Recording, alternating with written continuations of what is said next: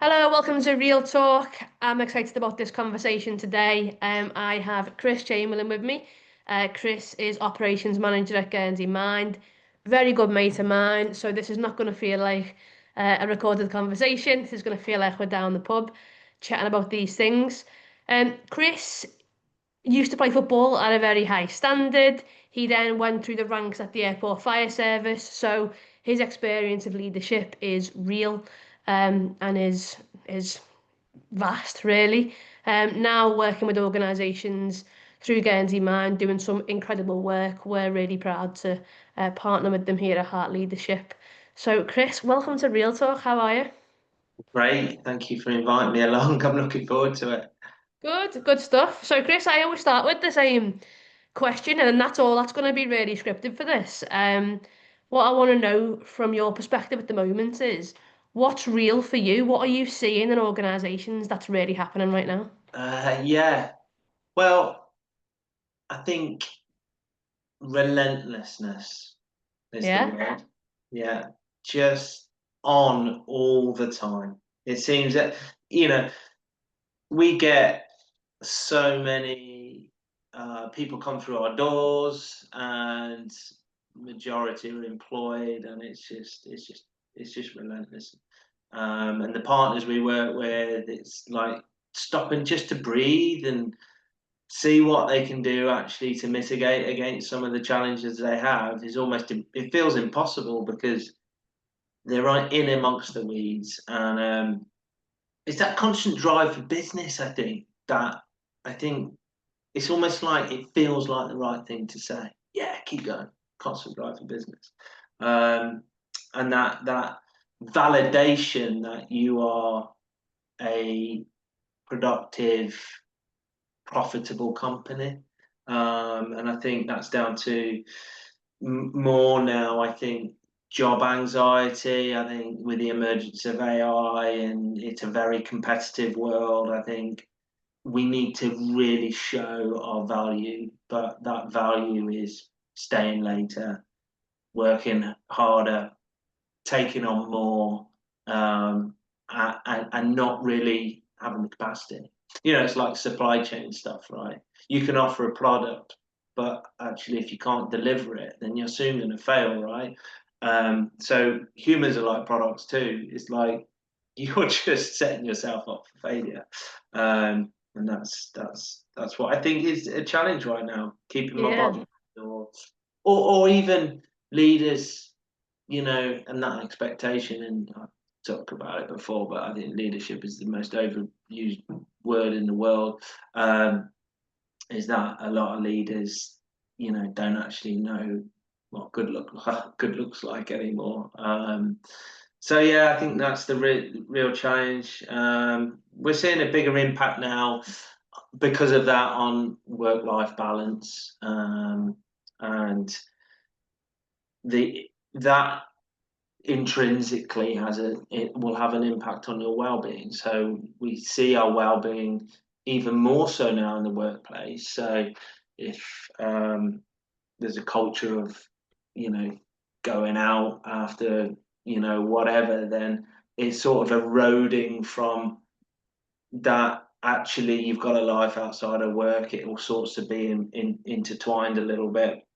I want to let me keep you on that because there's loads of things you've said there that I want to dig into and that I like talking about with you. One of the things that you talked about, that relentlessness and that need to be constantly on. Um, Yeah, and one of the things that I thought we could chat about is the way that we work, organizationally, operationally, how we actually do things. Is yeah, that fit for purpose? And when we think about, because I know that you've been involved in lots of high performance environments, and again, high performance is something that people are talking about all the time yeah. in terms of getting that output. But is the way that we work, this relentless being on all the time, this being available all the time, this lack of rest and recovery, is that conducive to the high performance that we want to see, do you think? I think people think it is because you're doing. Um, but the reality is that it's not. It's not efficient and it's not effective because it's not. it's not the reality of what we need as humans. We need rest and recovery. So I think, to answer your question, I think some will do it. Some are doing it well. So I'm not going to sit here and say, "Hey, workplace." No, some are doing it really well. Okay. And the caveat to that are most are not, but most Okay. think they are. And the reason for that is because they measure profitability. And personally, you shouldn't be basing high performance on profit, because how do you know what your ceiling is? If you don't manage the well-being and happiness of your staff, so they correlate. In my view, they should correlate. So when people are engaged, they have that meaning and purpose. The byproduct of that is higher performance. It's a natural byproduct. It's like you get sun, you get rain, you get this perfect balance of it, and what you have is a good crop. So why are the Champagne region buying up all the vineries in Kent? Because they know theirs is becoming too dry. Kent has they're making great wine. So it's a byproduct. So you should understand that what that looks like alongside productivity. And the point to this is it's a correlation. And this is the word I use a lot. It's a correlation between your profitability and the well-being of your staff. But we only measure one metric, generally speaking. We only measure how much we make, and the KPIs are all built around that. But really, what you should be measuring, okay, so that's really important because we need that. We need that to be sustainable, to pay our staff, X, Y, and Z, X, Y, and Z. But where in correlation to that are our staff's happiness and well-being? Are they turning up with meaning and purpose? Do they know? Are they part of what we're doing, and what we're achieving together? So that's one thing that really, workplaces should be measuring. There should be have two areas, they should be focusing on. And a good analogy for this correlation is I always use Formula One. So they have these massive wind tunnels. They have great engineers and design teams, mechanics. So what they do is they punch in the numbers. They build the car and the spec and X, Y, and Z. They have supercomputers, not like F1 computer games like my daughter. They've got like a sim that correlates with the data, the CRG, the wind tunnel that comes out. They test it, they build it, and then they put it on track. Now, the F1 teams that have got this down to a T, this correlation, perform at a higher level. The ones that have got disparity between what the digital, the data is saying, and when the four wheels touch that track, if it's not singing and aligning together, guess what? Yeah. They are down the bottom of the pack. Yeah, no, definitely. And I like that idea of, I mean, this idea of testing and practicing and things like that, particularly from Formula One, in that actually what we've done is we've tested, we've experimented, we've done these things, and now, we're seeing the output. And I think the point I think you're making there is about around we can control the inputs, and then if we can control the inputs, the output will take care of itself. One of the things I obviously sent you a voice note yesterday, as I often do, about all things culture. And for me, as someone who is a new business owner, although it doesn't feel like it's very new at the moment, I've not mastered this rest business yet, rest and recovery. And obviously, you and I are both big football fans. And I've been watching really keenly the pre-season games, tournaments, and things like that. And one of the things I asked you about yesterday, which I thought we could get into here, is this concept of high performance, high standards, relentlessness, but then with a really clear period of recovery. So Again, you're a Villa fan, I'm a Liverpool fan. We've finished the season. Um, Players go off and obviously go on holiday and things like that. There's obviously the other thing about the Club World Cup, which is a different thing we might get into. Then when they come, that's a period of rest and recovery. When they come back, then it's not relentlessly back into it straight away. It's that warm up period. It's that let's ease back in and get ourselves match fit. We might not play 90 minutes, we might play 60 minutes and become a little bit more match fit, ready to go again, all right, for that period of time.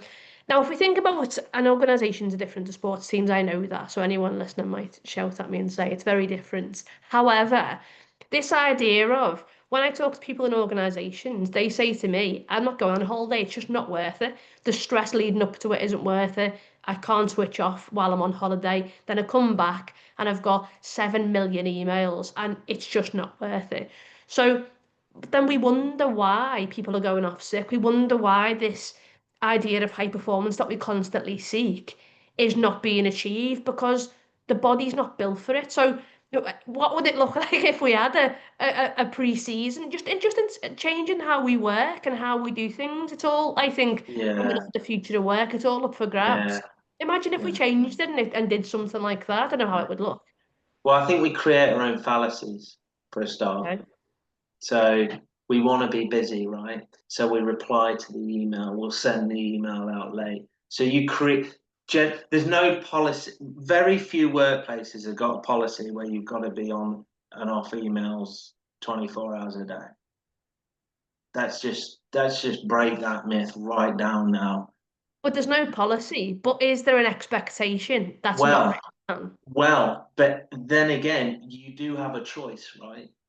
We have choices as humans about how we engage with, if there's an expectation. And this is an interesting one in itself, is that if you want to dive into that and live with the byproduct of that. But Mm. you have a choice. If that's not the way you want to live, I get a lot of people that come in 20 years in this, I'm fed up with this now. Okay. What are you going to do about it? Mm. Like, so yes, the un and the unin I call it the unintentional culture. That's what it is. Yeah. But it's a byproduct of, it's not a policy, it's written down, but it's an expectation. And the unintentional culture then is that actually it's a secret, but if you come here, you gotta do what we say, sort of thing.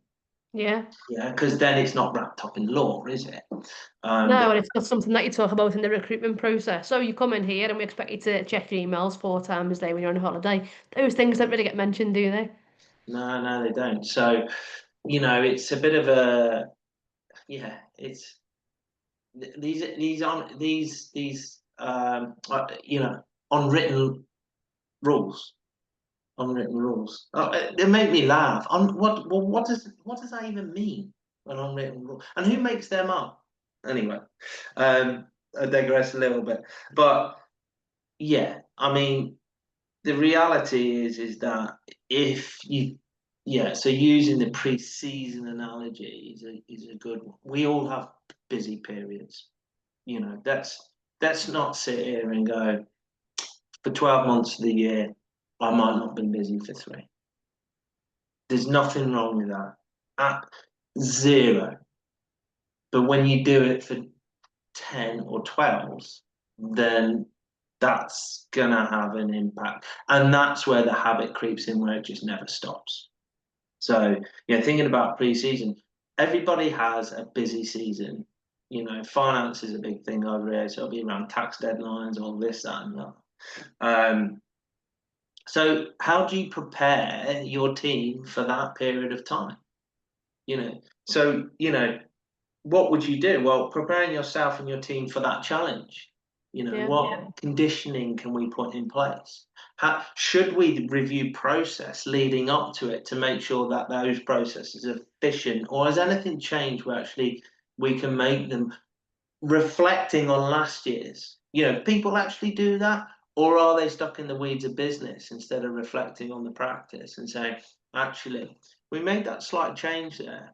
Maybe it would make a difference to how we improve the onboarding system or the way we. I'm going to stop you again. You're saying so many, like, I'm stopping on a roll, but on that point as well, that whole point of debriefing, one of the things that you talk to me about a lot is when you were in the airport fire service and how you would constantly review operations and constantly review and try and make it more efficient and try and change it that would so that it would be in the best interest of your team. Yeah, So that debrief is really important. yeah. You've got Again, to look at. I'm not seeing that in organisations, are you? You've got to look. No, well, no. I mean, no, because they're too busy with the client. They're too busy. You know, chargeable hours. They're too busy in there. Managers, but let's be frank. The word management is not just doing client work and having a title to have a higher chargeable rate, right? It's you have a team, and my view is part of that management stroke leadership is that about developing that team to be high performing. So if you know, but do you have the time and space to do that? Do you have the safety to pull them away and say, well, we're going to stop for an hour every whatever, and we're going to talk about what's going well, what we're learning. That's why I used to do it in the airport fire service. Let's give you an analogy. So, from a vehicle to a hose to a branch and a fire, there's so many functions within that contribute to getting that pressure right for the water, choosing the right selection on your, and then the width, the arc of the spray, along with your teammate. We used to do that all the time. So what about if we tweaked it a bit, keep it the same pressure? What's that going to do? You learn quicker, but it's providing that space and time to do that and to critique. I like the word critique. I'm not afraid of it. But let's talk about that. How can we improve? So yeah, I mean, it's about the conditions. It's setting the conditioning. The strategy. Pre-season is about, so what's going to be our strategy going into this 3 month busy period? How are we going to manage ourselves when we feel a bit overwhelmed? Does that question ever come up? No. Who can you talk to? Where can you go if X, Y, and Z? What happens if you're actually hitting your targets and you've got some spare capacity? How are we going to inform a team member that you've got something you can support them? All these questions that, there's the tactics, isn't it? That's how you went, there's the strategy, here's our tactics. And then we put that into test. We're only talking marginal, improvements here. Yeah. But if you never do it, then actually you never see what the potential is or how you can make something a little bit more easier, I suppose.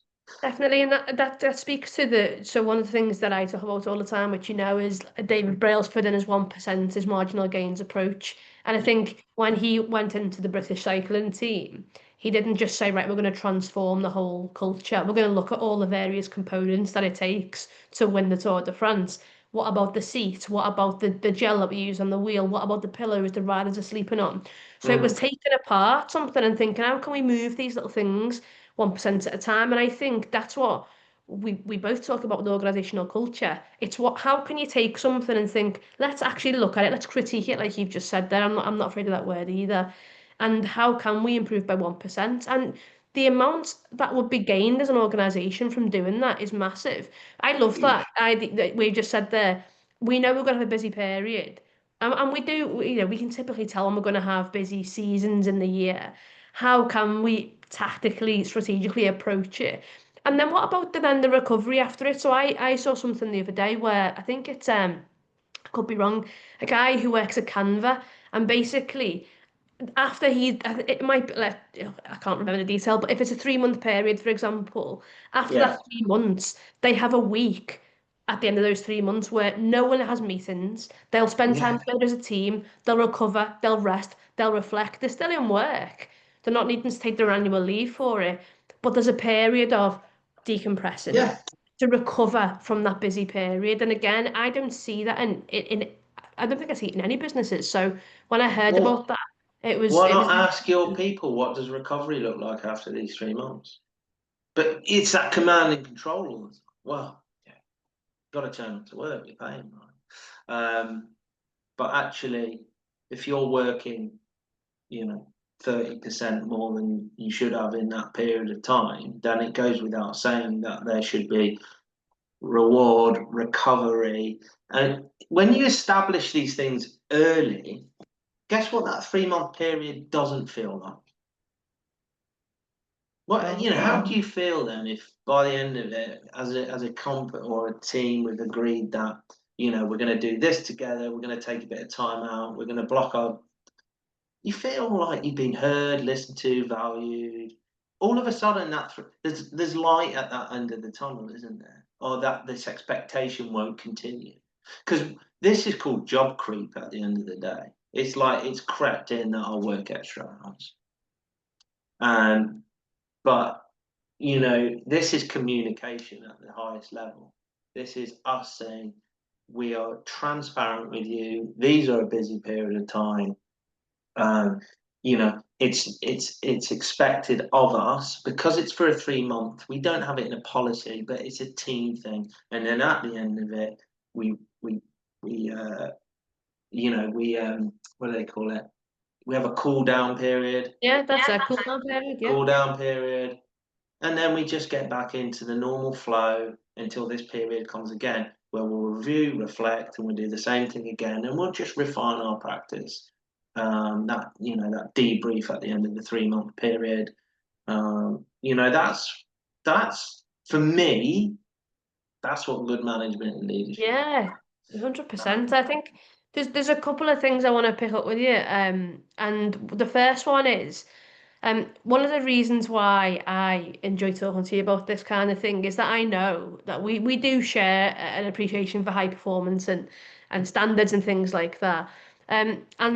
But some people, when I talk about high performance or whatever that might be for a team, or success for a team, or winning as a team, um, the word well-being doesn't seem to come into any of those conversations because people seem to think, oh, well-being, it's fluffy. Oh, okay, our people need to be well and happy. What are we going to do?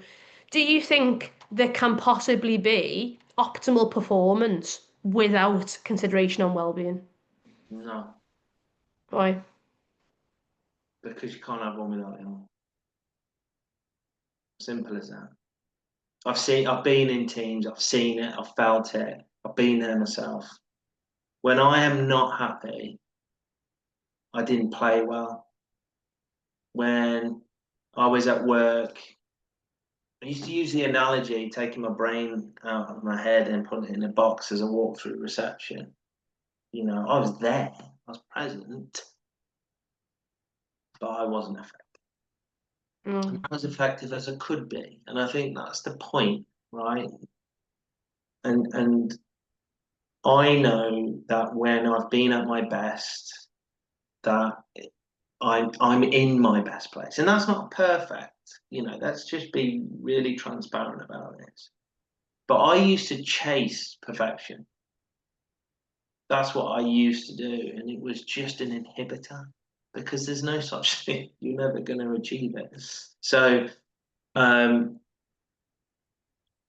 I don't believe you can have one without the other. Fleeting moments of performance without one or the other. But for long term, no, I don't think it's possible. Workplaces, it's not up to them to create my personal well-being. It's not their. I talk about this a lot. Or it's not up to organisations to tell me how to live my life outside of work. They can say, "Hey, this is good for you." If you go to the gym or go for a walk or, think about how much alcohol you drink and your sleep, those are things that workplaces can educate you on. But the real well-being lies in the workplace function. So how does that policy support well-being? How And you're, does you're talking about the system, aren't you? So you're talking, and again, this is something that you're doing brilliant work with the workplace partnership and helping so many organisations in Guernsey because this is part of it's a system. It's a how do we treat people at work? How do we expect them to work? What are the standards? What are the rhythms of the organisation? What are the policies? What is happening there? what's your So learning development like? Is it yeah, fair? Is it equal? What's your leadership like? What's mastery like? What are these functions which you can measure? And this is the point, right? When you measure it, you can start to understand where it correlates in terms of your profit.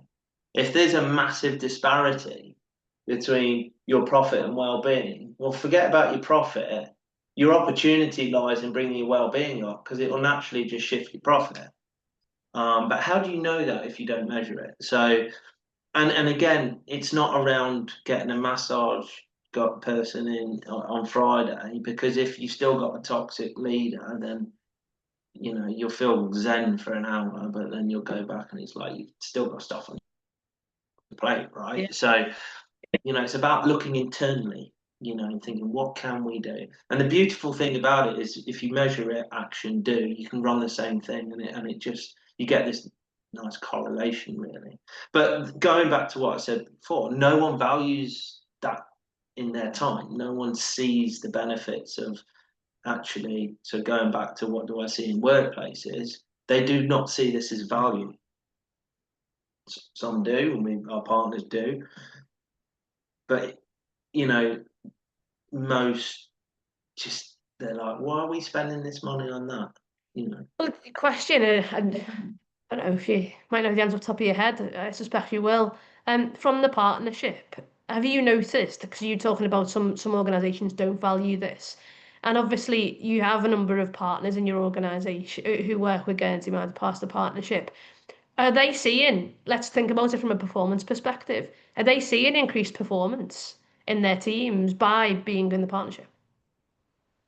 Yeah, so what we do see is increased when they do their first measure and they set their actions depending on what the data throws out, is we're seeing an increase in that. We're at that early stage because we're only about sort of 8 months in about recording then how that aligns with your profit.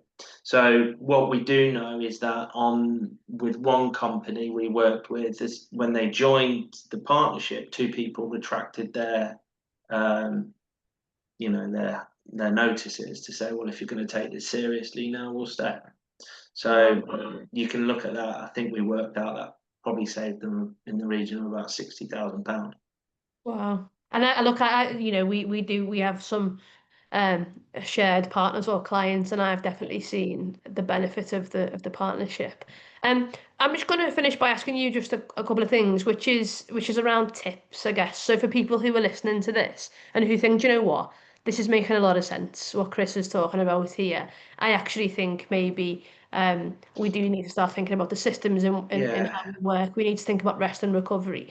If yeah, you if a CEO or a leader is listening to this now and says, "Do you know what? We wanna take this seriously." What yeah. are your sort of top tips for them in terms of next steps? The first top tip is it's not as easy as it should be. Okay. To making shifts and changes they're part of a long-term strategy that molds into your operations really. So in that respect, you need the parts of the jigsaw that are going to help you do that. So, for example, if you want to really improve, you've really got to start measuring well-being. Yeah. And you need the quality of data.